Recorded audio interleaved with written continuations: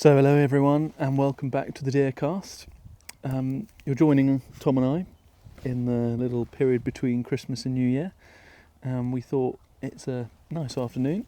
We haven't been to this particular farm for a little while. Why don't we pop out and see if we can see any roe? Yeah. I've got a bit of a confession to make. I left the house today with my Frere and Devitt mod as usual. But I have two Frere and Devitt mods, and I'd actually brought the one that fits on my 2506, and there's a different thread, a different calibre, and different entirely to my other one. So I'm going to be Tom's dragging and spotter today. Yeah. And no shooting for me. So there we go, lesson learned. But Tom, what are you shooting with today? Shooting with the trusty Tikka. And I'm now beginning to feel like I haven't got enough ammunition because I only brought 6 rounds, so 2 magazines with 3 rounds in each, because I thought someone else would be shooting. And in this farm, we do tend to come across groups of roe every now and then, and it's quite can be quite fast paced at times. We mainly only get roe and muntjac here. We have had the occasional Chinese water deer on one side and a fallow pricket or two up at the top end, but the fallow pricket or two are really only in summer, where they've gone for a bit of a wander too far, because the nearest sort of kind of consistent fallow population is quite away from here. So hoping to bump into a couple of roe to put in the chiller. Excellent.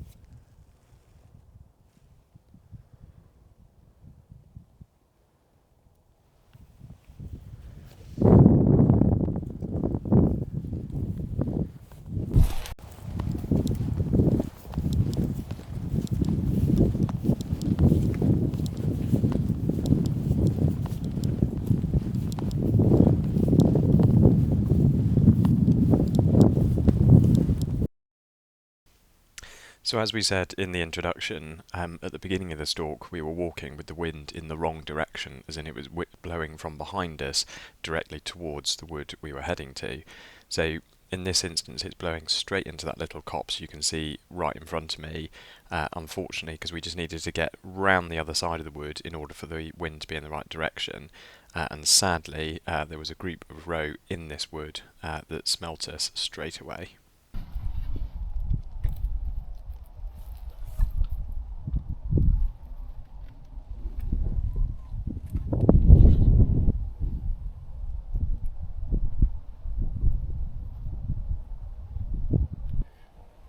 So this river here kind of marks the western boundary of the farm. We've got one little scrubby set-aside field just through there that we're going to go and have a look at. And if there's nothing in there, we're going to head back up to that main wood on the brow of the hill over there, which is where those 3 roe we spooked ran out to. So hopefully either we'll catch up with those 3 that we spooked, or there'll be some others up there as well. On the kind of left-hand side of that wood, between the wood and the river, there's a really kind of nice tussocky set-aside margin, so that's normally quite a good spot to find something. We know there's a muntjac out up there anyway, because we saw him when we parked up, so fingers crossed we should get something on the way back if there's nothing in this field.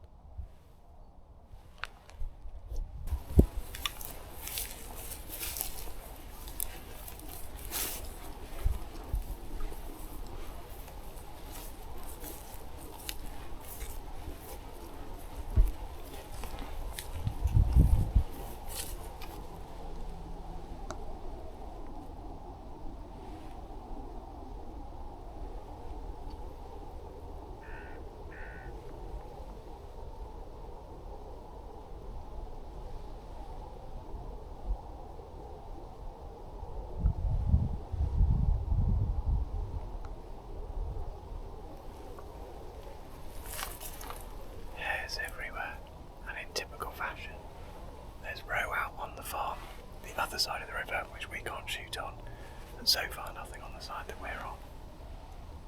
We'll keep going though.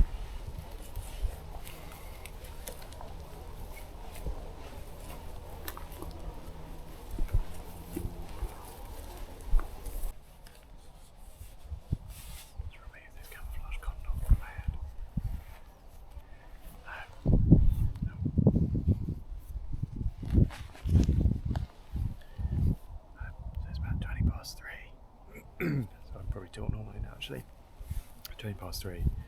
We come into this old sort of set-aside field, which in the summer is a fantastic place for calling in roebucks, because it's normally sort of knee or sort of hip height tall grass, and the roebuck just absolutely love it out here. If you stand here with this stuff as your backdrop, you can normally stand in here and call stuff in from both your right, left and straight ahead.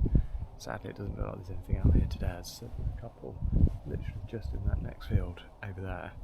But we've got about 40 minutes of light left, so what we're going to do is head up back towards that big wood, and that'll probably take up the last 40 minutes of light as we kind of scoot up there and head back towards the truck. So whilst we had the wind in the wrong direction to start with, the whole purpose of that was to have it in the right direction as we headed up towards this main wood you can see on the brow of the hill. This is where there is the most deer activity and where we've also occasionally seen fallow deer.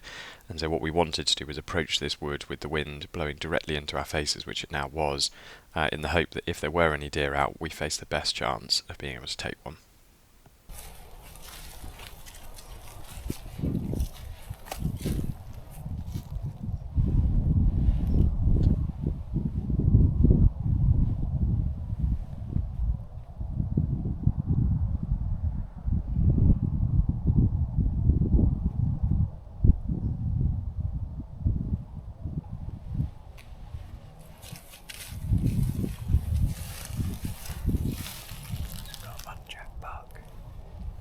Massive, literally just in the bottom of this dip here. I'd guess he'd be about 250 from here. So we'll try and get in another 100 metres closer if we can. It's right in the way of where we're going to walk. I mean, ideally we're to try and take some road, but we might take him as he's literally right in the path of where we're going to go anyway. So let's just see if we can creep in.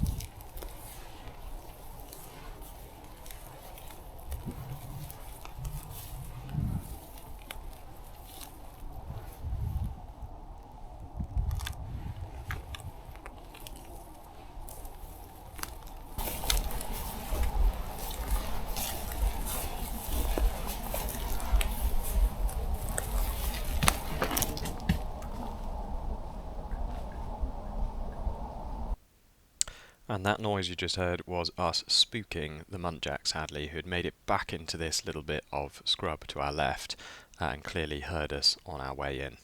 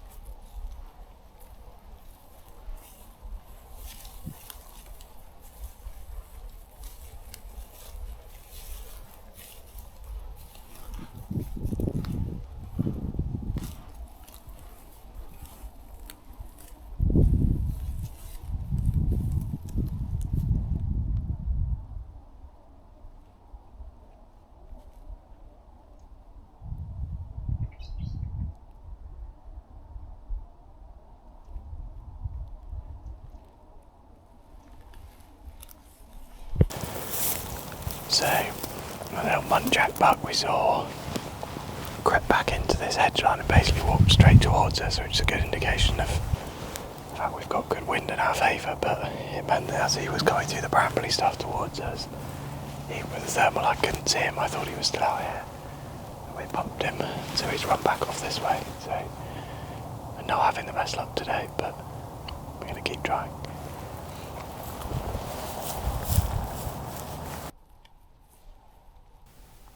And after quite a spell of bad luck and possibly bad stalking from us, we finally came across a muntjac doe just over the crest of this hill.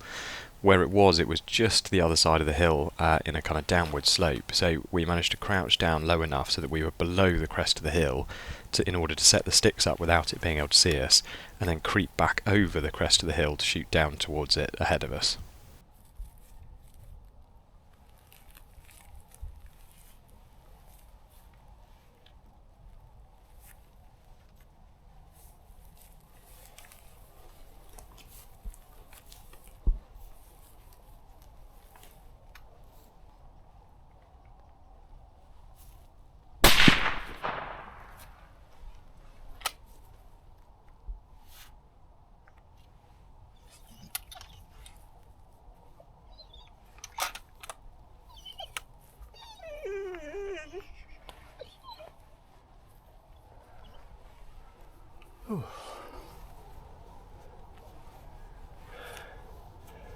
Not quite what we came here for. But a nice little muntjac doe at, I don't know, 20 metres? Literally, this is the kind of margin area I was talking about earlier. But with this scrub here, the river here, and the wood just up there, with this being set aside, they just absolutely love it down in here. So I thought we'd probably see something. Literally crested this hill, and the muntjac doe stood there. Managed to just crouch down for long enough to get the sticks up, gun up, and then as I kind of came to the top of the hill, she was stood there looking back at us, not sure what was going on. She wasn't sure if there was someone there or not, and so to make a fairly snap decision to take her. So she's gone down 150 grain fox bullet to the head, so I don't imagine this can be a pretty sight, but let's go and have a look.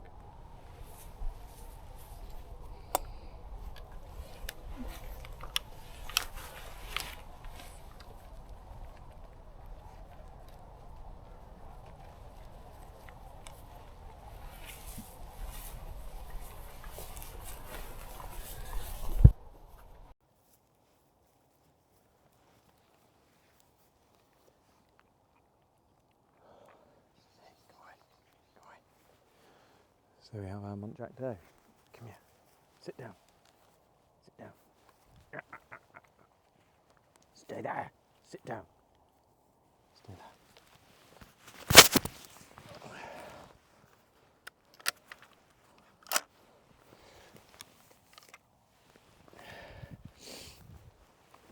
So, decent size muntjac doe. In relatively good nick by the looks of things. We took her just through the front of the head. It's come out just at the back of the head there. You can see there's the entry wound just there. 150 grain fox bullets, absolutely doing the business. She will make fantastic eating for one of us this New Year's Eve, I suspect. We've still got a bit of time left. And I suspect those roe will be up in that wood up there, so we're going to go and have a quick look up there, I think. And given that Harry hasn't got a rifle, I might see if I can persuade him to drag this with us.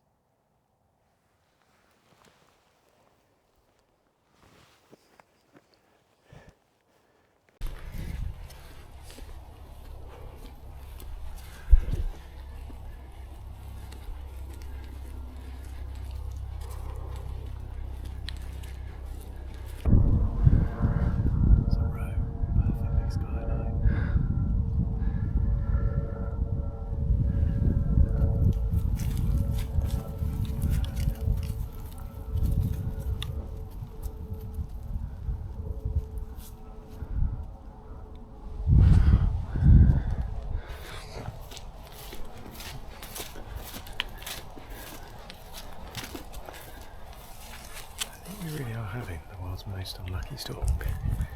So the road, this field comes to a crest just here and then flattens out back around the back side of the wood, and the road love it where it flattens back out and around the other side. So it's kind of creepy up here, thinking if we can get up parallel to this wood we might get a shot at some. And there was just one doe literally stood right on the crest of the hill, and as we started to come up she twigged us straight away and off into the wood she's gone. So that might be us done, but let's see.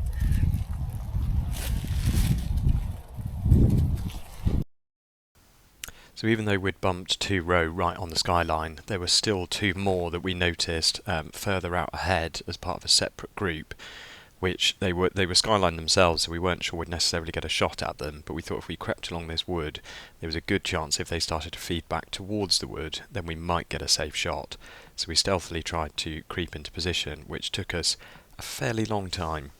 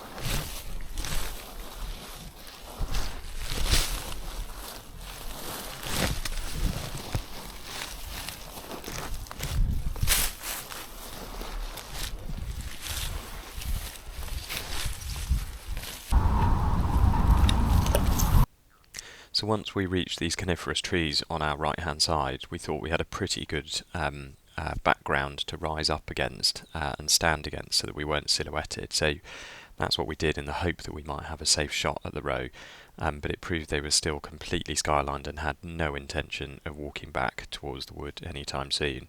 Nevertheless, we were patient and stayed there for a while to see if anything might change.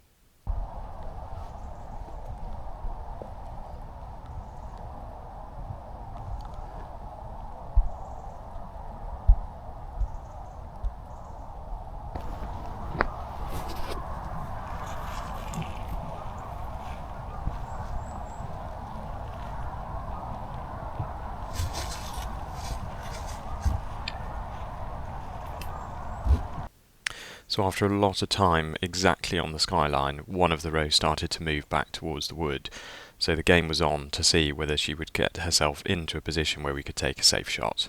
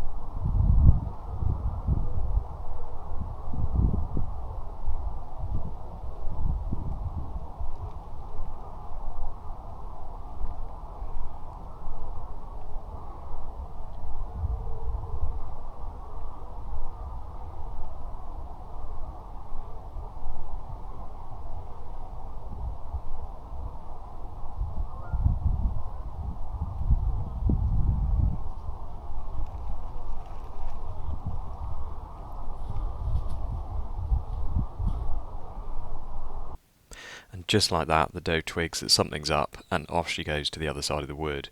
And the other doe that was still out in the field follows her pretty quickly. Fuck. You worked hard for that. I did. I thought, row being row, they might come around this corner and then just stop and look back, and we might get a chance. They were off skis. What can you do? Typical. Bloody hell. At least we're not going home empty-handed.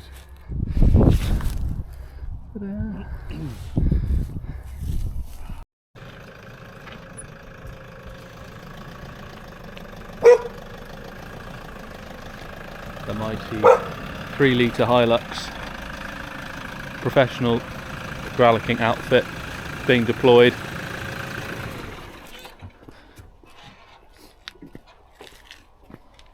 This Muntjac might look a little bit tiny on your crane. We need the big winch for this. Big job. Not sure you're going to be able to lift it up actually. Might bend it. Again. Are you going to give us a demonstration on how your crane goes together, Thomas? Oh yeah. So this is a prototype. Just check I'm still wearing the mic. Built by a friend of ours, also called Tom. And this is version 1. And so version 2 is on the way. So essentially you have a bracket that fits to the tow bar there, and this 2-piece of angle iron goes into the holder there, and the second piece clips up there. Now, if I'd measured all of this right, you would still be able to open the tailgate, but there's a slight mishap and you'll see it's leaning too far back.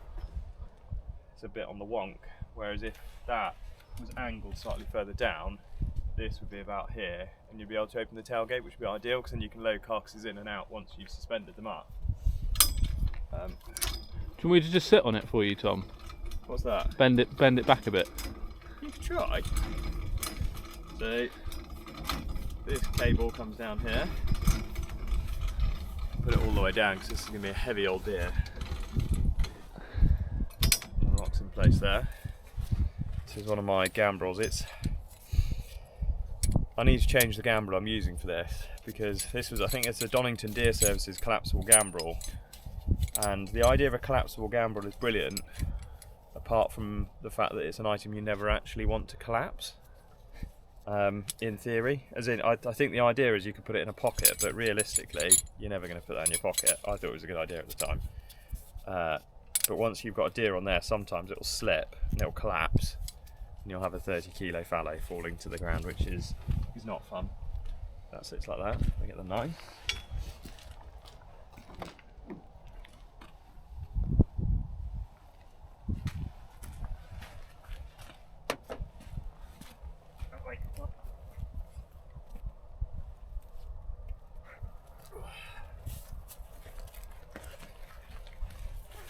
Prime venison.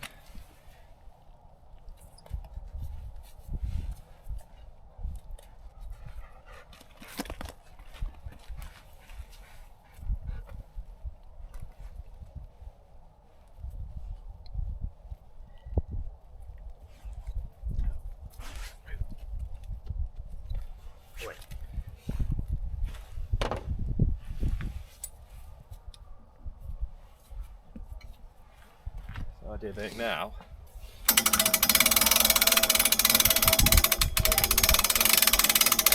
Look at that.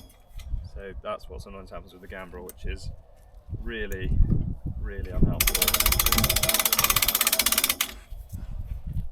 I can feel it wanting to do it again.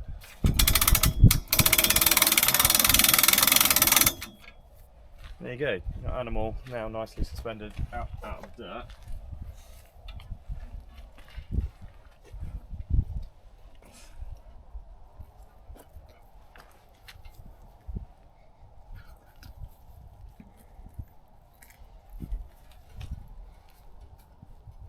Keeping an eye out on the edge of that wood, because typically I can imagine at last knockings something is going to come scurrying out. That sunset. Harry and I were both just saying the cloud cover makes an enormous difference to sunrise and sunset this time of year.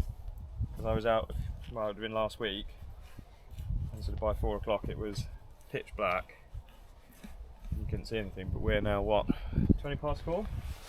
Yeah, about that. Yeah, it's still light enough to shoot, really. Yeah.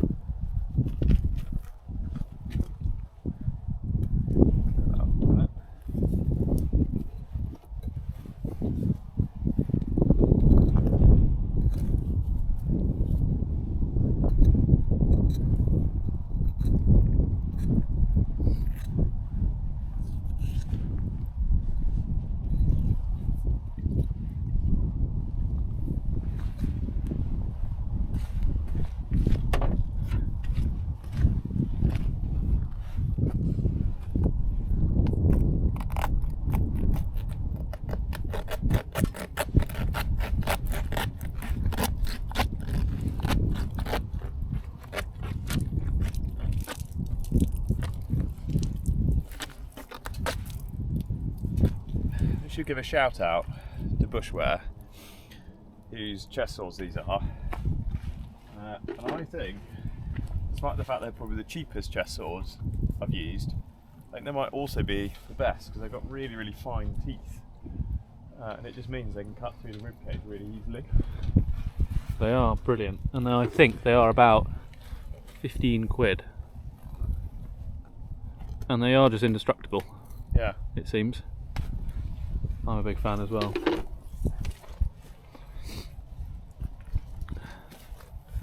Textbook job.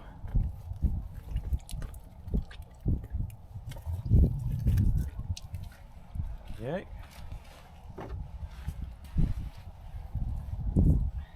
How's your ember leaf performing, Tom?